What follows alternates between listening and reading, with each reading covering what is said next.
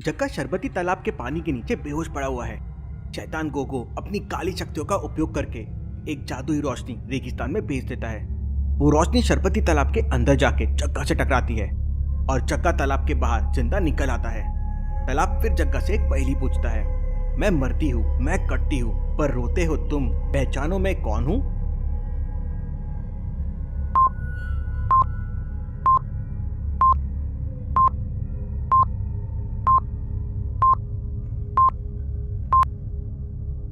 जग्गा इस बार उस पहेली का जवाब दे देता है, प्याज, अनियन।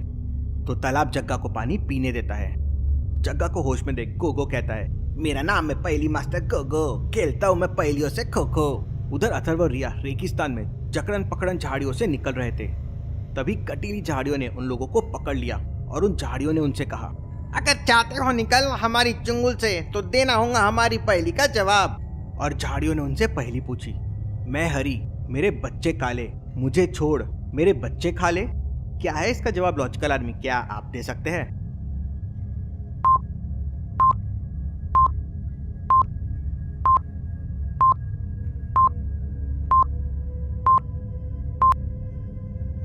इसका सही जवाब है इलायची। लेकिन अथर्व इसका जवाब नहीं दे पाता तो झाड़ियां अथर्व की बॉडी में कई जगह कांटे चुभा देती है। ये देख रिया कहती है, उसे मत मारो, मैं तुम्हारी पहेली का जवाब दूंगी। और वो झाड़ियां फिर रिया से एक पहेली पूछती है, 3 अक्षर का मेरा नाम, उल्टा सीधा एक समान। तो क्या आप बता सकते हैं लॉजिकल आर्मी इसका जवाब क्या होगा? सोचिए सोचिए।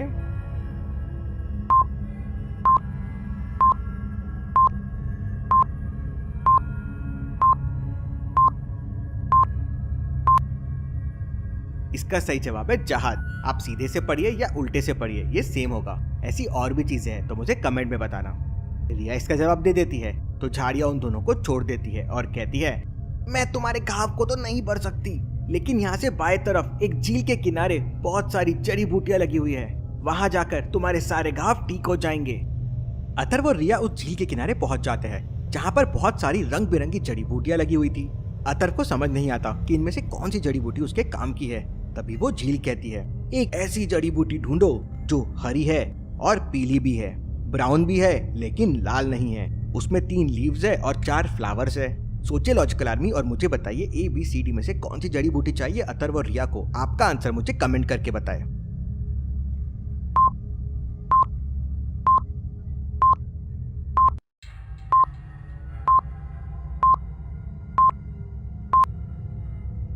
ABC हरी है, पीली भी है और नीचे ब्राउन स्टेम भी है। D में नहीं है, मतलब वो बाहर हो गई। B में 3 लीव्स है, C में 5 लीव्स है, मतलब C भी नहीं है। A में 4 फ्लावर है और B में 3 फ्लावर्स है, तो A असली जड़ी बूटी है। रिया जड़ी बूटी लेती है और अथर्व के हाथ में रखती है। हाथ में रखते ही अथर्व के सारे घाव भर जाते हैं। दोनों फिर रेगिस्तान में आगे बढ़ते हैं, जहाँ दोनों एक गुफा के सामने आ जाते हैं। गुफा कहती है, एक सवाल का जवाब दो और बदले में अपने सवाल का जवाब पाओ। अगर है मन में विश्वास तो जल्दी से अंदर आओ। अथर्व और रिया दोनों गुफा के अंदर चले जाते हैं, जहां उन्हें दीवार पर एक सवाल मिलता है, ऑकलैंड, बीजिंग, कैनबरा। अगला क्या होगा? ऑप्शन है मुंबई, डेनमार्क और दिल्ली। सोचे लॉजिकल आर्मी और मुझे आपका आंसर कमेंट करके बताएं।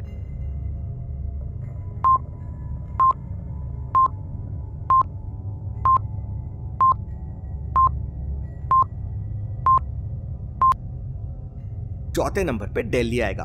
अल्फाबेटिकल ऑर्डर में सिटी बढ़ रहे हैं। अब डेनमार्क तो कंट्री है, इसलिए वो नहीं आएगा, दिल्ली आएगा। अथर्व इसका सही जवाब दे देता है।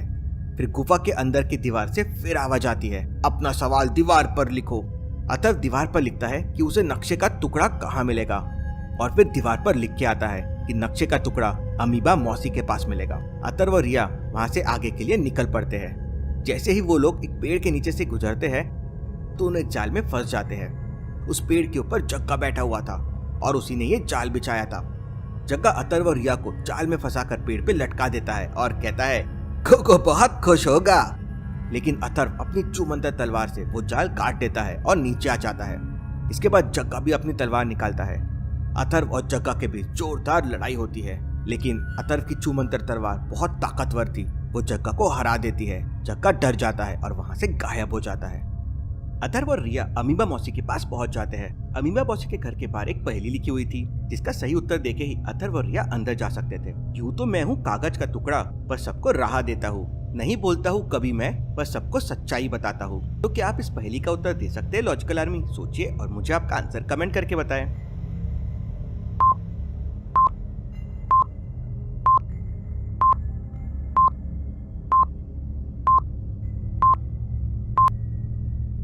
इस पहेली का उत्तर है नक्शा, मैप। अथर्व इसका सही जवाब दे देता है और वो दोनों घर के अंदर चले जाते हैं। घर के अंदर उन्हें अमीबा मौसी दिखाई देती है, लेकिन अथर्व समझ जाता है कि वह अमीबा मौसी नहीं बल्कि हूबहू उनकी शक्ल का कोई जादू है। कैसे? अथर्व को कैसे पता चलता है कि ये अमीबा मौसी नहीं है? सोचिए लॉजिकल आर्मी।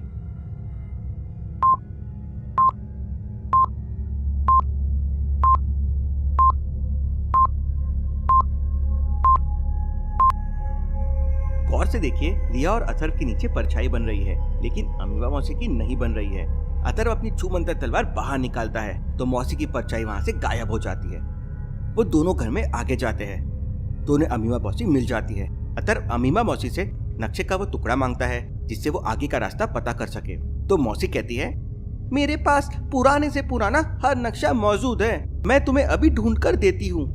अमीबा मौसी अथर्व को वो नक्शे का टुकड़ा देती है, लेकिन नक्शे का ये टुकड़ा एक संदूक में बंद था और वो संदूक एक पहेली से खुलता है। एक गुफा के 32 चोर दिन भर करते हैं काम, रात को करते हैं आराम। तो जल्दी बताओ इनका नाम। तो क्या आप बता सकते हैं इस पहेली का उत्तर क्या है? सोचिए लॉजिकल आर्मी और मुझे आपका आंसर कमेंट करके बताएं।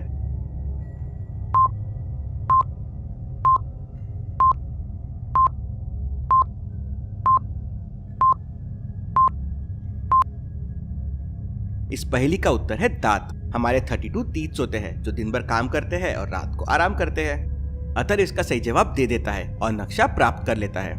अथर्व और रिया उस नक्शे के अनुसार चलते हुए रेगिस्तान के उस पार भूल भुलैया वाली दुनिया के किनारे पहुंच जाते हैं। अथर्व रिया से कहता है, नक्शे में यहीं तक रास्ता था, अब हमें नक्शे के अगले टुकड़े के लिए इस भूल भुलैया की दुनिया में जाना होगा।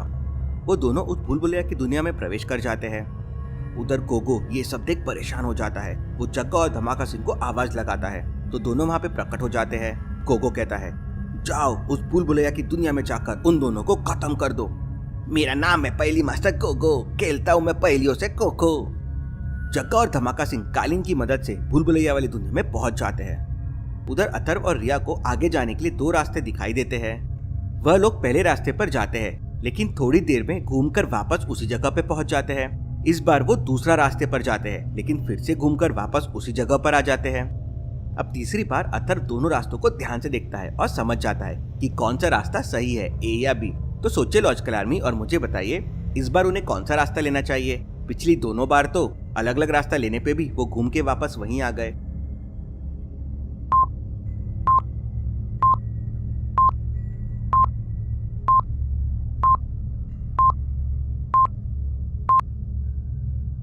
ये भूल भुलैया की दुनिया है और अथर्व और रिया जब पहली बार पहले रास्ते पे गए थे तो देखिए एक छोटा सा पेड़ उस रास्ते पे लगा हुआ है, लेकिन जब वह लोग दूसरी बार दूसरे रास्ते पर गए तो वहां भी वैसा ही छोटा सा पेड़ लगा हुआ है। इसका मतलब वो रास्ते आपस में बदल गए थे और वो दोनों ने दूसरी बार भी पहला वाला रास्ता ही लिया था, इसलिए वो घूमकर वापस पहली जगह पर आ गए। अब की बार अथर्व और रिया उस रास्ते पर जाते हैं जिस पर छोटा पेड़ नहीं लगा होता है। वहीं दूसरी तरफ जग्गा और धमाका सिंह जादुई कालीन की मदद से भूल भुलैया की दुनिया के ऊपर उड़ रहे थे और वो लोग अथर्व और रिया को देख लेते हैं। जग्गा उस कालीन के ऊपर से एक जादुई रस्सी फेंकता है जिससे अथर्व उस रस्सी में बंध जाता है। वो लोग अथर्व को ऊपर खींच लेते हैं। कालीन बहुत तेजी से ऊपर उड़ रहा था। अथर्व रस्सी की मदद से पूरा ऊपर चढ़ता है और धमाका सिंह का पैर पकड़कर उसे खींच लेता है, जिससे धमाका सिंह उस कालीन से नीचे गिर जाता है। लेकिन धमाका सिंह के गिरते ही वह कालीन इधर उधर डोलने लगती है, जिससे जग्गा भी कालीन से नीचे गिर जाता है। अब कालीन तेजी से हिल रहा था।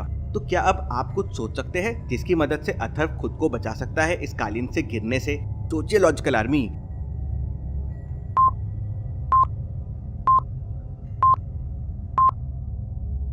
एक आइडिया तो यह है कि छूमंतर तलवार से वो गायब हो सकता है, लेकिन बस वो 2 बार ही ये कर सकता है। तो क्या उसे ये करना चाहिए? सोचिए सोचिए।